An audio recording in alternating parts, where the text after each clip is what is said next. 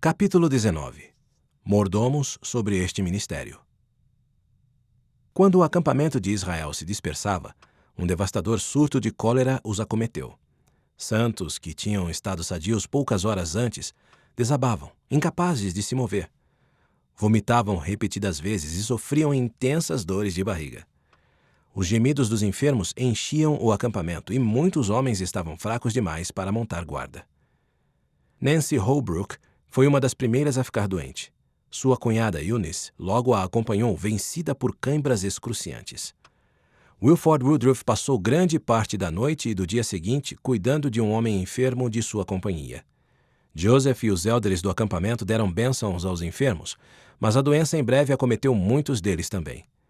Joseph ficou doente poucos dias depois e jazia em sua tenda sem saber se sobreviveria.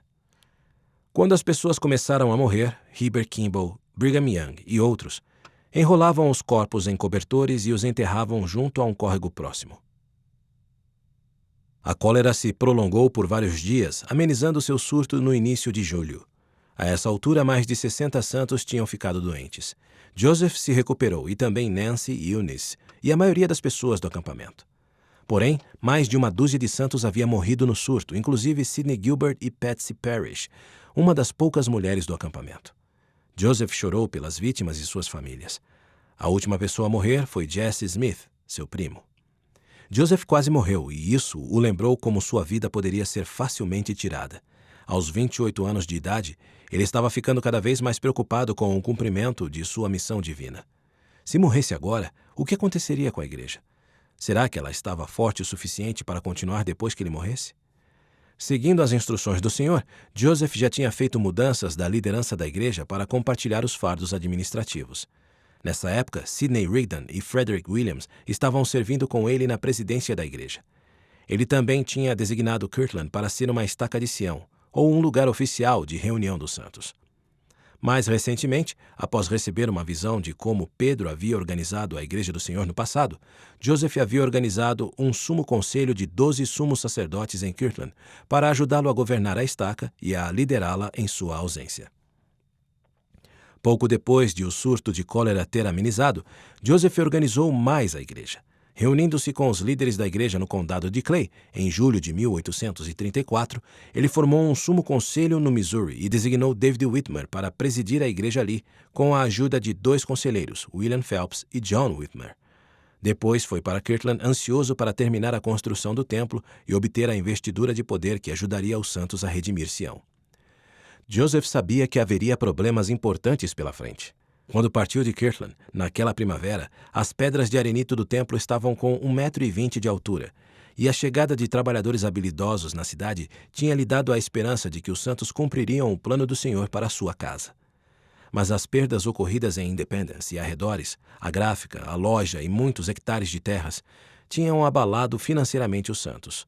Joseph, Sidney e outros líderes da igreja também tinham assumido muitas dívidas ao fazerem grandes empréstimos para comprar terras para o templo de Kirtland e financiar o acampamento de Israel. Com os negócios da igreja parados ou enfrentando dificuldades e sem um sistema confiável de coleta de doações dos santos, a igreja não poderia pagar a construção do templo. Se Joseph e os outros líderes atrasassem seus pagamentos, poderiam perder o edifício sagrado para os credores. E se eles perdessem o templo, como poderiam receber a investidura de poder e redimir Sião? De volta a Kirtland, Sidney Rigdon compartilhava a ansiedade de Joseph em relação ao término da construção do templo. Devemos usar todos os esforços possíveis para terminar esse edifício no tempo designado, disse ele aos santos. Dele depende a salvação da igreja e também do mundo. Sidney havia acompanhado o progresso do templo enquanto Joseph estava no Missouri. Sem homens jovens para realizar o trabalho, Artemus Millet, o superintendente de construção, tinha recrutado homens idosos e também mulheres e crianças para trabalhar no edifício. Muitas das mulheres assumiram trabalhos geralmente realizados por homens, auxiliando os pedreiros que iam e vinham do local da pedreira, transportando pedras para o templo. Quando Joseph e o acampamento de Israel retornaram a Kirtland, as paredes tinham se erguido mais de 1 metro acima dos alicerces. O retorno do acampamento acelerou a construção no verão e no outono de 1834. Os santos quebravam pedras, carregavam-nas para o terreno do templo e construíam as paredes do templo dia a dia. Joseph se unia aos trabalhadores no corte de blocos de pedra de um riacho próximo. Alguns trabalhavam na madeireira da igreja, preparando a madeira para as traves, o telhado e o piso. Outros ajudavam a erguer a madeira e as pedras pelos andaimes até o local onde eram necessárias. Emma e outras mulheres, enquanto isso, confeccionavam roupas para os trabalhadores e os mantinham bem alimentados. Villette Kimball, a esposa de Heber, fiou 45 quilos de lã, transformando-a em tecido e costurou roupas para os trabalhadores, não guardando para si nem sequer um par extra de meias. O entusiasmo dos santos na construção do templo encorajou Sidney, mas as dívidas da igreja estavam aumentando dia a dia. E por ter assinado pessoalmente muitos de seus maiores empréstimos, ele sabia que estaria financeiramente arruinado se a igreja deixasse de reembolsá-los. Quando viu a pobreza dos santos e o sacrifício que estavam fazendo para construir o templo, Sidney também temeu que eles nunca tivessem os recursos nem a determinação para terminá-lo. Sobrecarregado de preocupações, ele às vezes subia ao alto das paredes do templo e suplicava a Deus que enviasse aos santos os fundos necessários para terminarem a construção do templo. Ao orar, lágrimas caíam de seus olhos nas pedras que estavam abaixo de seus pés. A 800 quilômetros a nordeste de Kirtland, Caroline Tippett, de 21 anos, guardou cuidadosamente uma grande quantia de dinheiro entre as roupas e outros pertences que estavam levando de Nova York para o Missouri. Ela e seu irmão mais novo, Harrison, estavam se mudando para o oeste, esperando se estabelecer em algum lugar próximo do condado de Jackson. Tinham ouvido falar da perseguição movida contra os santos ali, mas queriam obedecer ao mandamento dado pelo Senhor de se reunirem no Missouri e comprar terras em Sião antes que os inimigos da igreja as comprassem. O mandamento fazia parte da revelação que Joseph tinha recebido depois de ficar sabendo da expulsão dos santos de Sião. Comprai todas as terras, dizia ela, que puderem ser compradas no condado de Jackson e nos condados das redondezas. O dinheiro deveria vir de doações. Que todas as igrejas juntem todo o seu dinheiro, instruiu o Senhor, e que sejam designados homens honrados, sim, homens prudentes, e enviai-os para comprarem essas terras. Quando os líderes do ramo de Caroline ficaram sabendo dessa revelação, conclamaram um pequeno grupo de santos a jejuar e orar pela ajuda do Senhor para juntarem dinheiro para comprar terras no Missouri. Alguns membros do ramo fizeram grandes doações em dinheiro e propriedades para o fundo. Outros deram alguns dólares. Caroline tinha aproximadamente $250 que poderia colocar no fundo.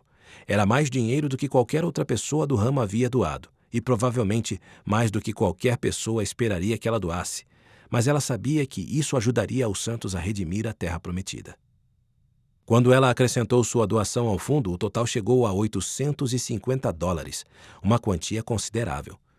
Depois da reunião, Harrison e seu primo John foram escolhidos para viajar ao Missouri para comprar as terras. Caroline decidiu ir com eles e salvaguardar sua parte da doação. Depois de John resolver alguns negócios e os familiares prepararem uma parelha e um carroção para eles, os três estavam prontos para partir para o Missouri. Subindo no carroção, Caroline ansiava por começar uma nova vida no oeste. Como os três membros da família Tippett haviam planejado parar em Kirtland no caminho, seus líderes do ramo lhes deram uma carta de apresentação para o profeta, explicando de onde provinha o dinheiro e o que eles pretendiam fazer com ele. Durante todo o outono de 1834, Joseph e os outros líderes da igreja tinham ficado cada vez mais atrasados em seus pagamentos do terreno do templo, e os juros dos empréstimos continuavam a se acumular. Alguns trabalhadores ofereceram voluntariamente seu tempo para trabalhar no templo, facilitando um pouco os encargos financeiros da igreja. Quando as famílias tinham dinheiro ou bens excedentes, elas às vezes ofereciam isso à igreja para o projeto do templo. Outras pessoas, tanto de dentro quanto de fora da igreja, emprestaram dinheiro para manter a construção em andamento. As doações e os empréstimos, por sua vez, pagaram os materiais e permitiram que pessoas que de outra forma estariam desempregadas trabalhassem. Esses esforços fizeram com que as paredes do templo continuassem subindo, e nos meses finais do ano estavam suficientemente altas para que os carpinteiros começassem a instalar as vigas do telhado. Mas o dinheiro estava sempre escasso, e os líderes da igreja oravam constantemente por mais fundos. No início de dezembro, a família Tippett chegou a Kirtland, e Harrison e John entregaram a carta de seu ramo ao Sumo Conselho. Com o inverno quase chegando, Eles perguntaram ao conselho se deveriam prosseguir para o Missouri ou passar a estação em Kirtland. Após trocarem ideias, o sumo conselho recomendou que a família permanecesse em Ohio até a primavera. Desesperados por fundos, o conselho também pediu aos rapazes que emprestassem parte do dinheiro para a igreja, prometendo devolver até a partida deles na primavera. Harrison e John concordaram em emprestar à igreja parte dos $850 de seu ramo. Como grande parte do dinheiro era de Caroline, o conselho a chamou para a reunião e explicou os termos do empréstimo, com os quais ela prontamente concordou. No dia seguinte, Joseph e Oliver se regozijaram ao agradecer ao Senhor pelo alívio financeiro trazido pela família Tippett. Mais empréstimos e doações chegaram para a igreja naquele inverno, mas Joseph sabia que ainda não seria o suficiente para cobrir o crescente custo do templo. Caroline Tippett e sua família haviam mostrado, porém, que muitos santos dos ramos distantes da igreja queriam fazer sua parte na obra do Senhor. Com a aproximação do Ano Novo, Joseph se deu conta de que precisava encontrar um meio de fortalecer aqueles ramos e buscar a ajuda deles para terminar o templo, de modo que os santos pudessem ser investidos de poder. A solução veio de uma revelação que Joseph recebera vários anos antes, ordenando Oliver Cowdery e David Whitmer a procurar 12 apóstolos para pregar o evangelho ao mundo. Tal como os apóstolos do Novo Testamento, esses homens deveriam atuar como testemunhas especiais de Cristo, batizar em seu nome e reunir conversos a Sião e seus ramos. Como quórum, os 12 apóstolos também deveriam atuar como sumo conselho viajante e ministrar a áreas que estivessem fora da jurisdição do sumo conselho de Ohio e do de Missouri. Nesse cargo, eles poderiam dirigir o trabalho missionário, supervisionar ramos e angariar fundos para Sião e para o templo. Em um domingo do início de fevereiro, Joseph convidou Brigham e Joseph Young a irem até sua casa. Quero que informem a todos os irmãos que moram nos ramos que ficam a uma distância razoável daqui, que se reúnam em uma conferência geral no próximo sábado, disse ele aos irmãos. Nessa conferência, explicou ele, 12 homens seriam designados ao novo quórum. E você, disse Joseph para Brigham, será um deles. Na semana seguinte, em 14 de fevereiro de 1835, os santos de Kirtland se reuniram para a conferência. Sob a direção de Joseph, Oliver, David e da outra testemunha do livro de Mormon, Martin Harris, anunciaram os membros do quórum dos 12 apóstolos. Cada um dos homens chamados havia servido missões de pregação, e 8 deles tinham marchado no acampamento de Israel. Thomas Marsh e David Patton, ambos com 30 e poucos anos, eram os mais velhos dos 12. Thomas era um dos conversos mais antigos, tendo adquirido um testemunho do livro de Mormon quando os primeiros exemplares ainda estavam sendo impressos. David havia servido várias missões nos 3 anos desde sua conversão. Como Joseph havia declarado anteriormente, Brigham também foi chamado para o quórum. O mesmo se deu com seu melhor amigo, Heber Kimball. Os dois tinham servido fielmente como capitães no acampamento de Israel. Brigham então deixaria novamente sua bancada de marceneiro e Heber sua roda de oleiro para cumprirem a missão que lhes fora atribuída pelo Senhor. Tal como os apóstolos Pedro e André, e Tiago e João, do Novo Testamento, 2 duplas foram chamadas para os 12. Parley e Orson Pratt tinham pregado o evangelho no leste e no oeste, e também tinham se dedicado ao serviço dos ramos da igreja em toda a parte. Luke e Lyman Johnson tinham pregado no sul e no norte, e sairiam novamente, desta vez com autoridade apostólica. O Senhor selecionou tanto homens instruídos como os com pouca instrução.